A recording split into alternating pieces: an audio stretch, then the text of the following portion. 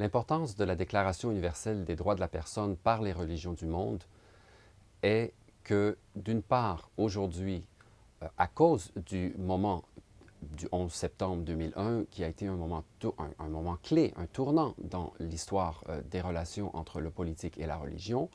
on se retrouve souvent avec une critique des religions comme fauteurs de troubles, comme agents de violence dans le monde. Sans nier évidemment les dimensions et les facteurs religieux dans certaines formes de violence, il est important de noter que cette violence peut provenir également d'idéologies politiques, que ce soit au nom de divers nationalismes ou de formes comme le communisme l'était il y a quelque temps et du socialisme. Donc, il faut bien comprendre que les sources des persécutions des droits de la personne au niveau étatique et au niveau institutionnel peuvent venir des religions comme de d'autres sources à la fois gouvernementales et de différents organismes politiques.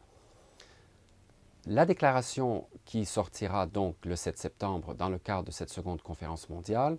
est une déclaration innovatrice sur plusieurs plans.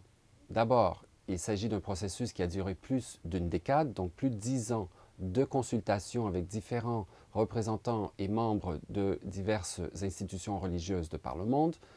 qui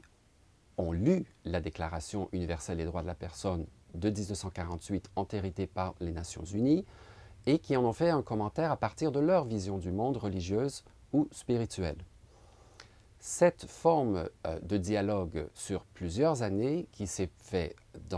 sur différents continents, lors de conférences soit académiques, soit de nature interreligieuse, qui a permis donc de faire une analyse poussée de comment on peut arriver à ajouter à la Déclaration universelle de 1948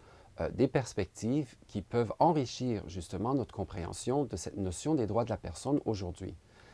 C'est une déclaration qu'il faut lire en complémentarité et non en opposition à celle de 1948. Et c'est dans ce cadre qu'il faut comprendre l'importance de cette nouvelle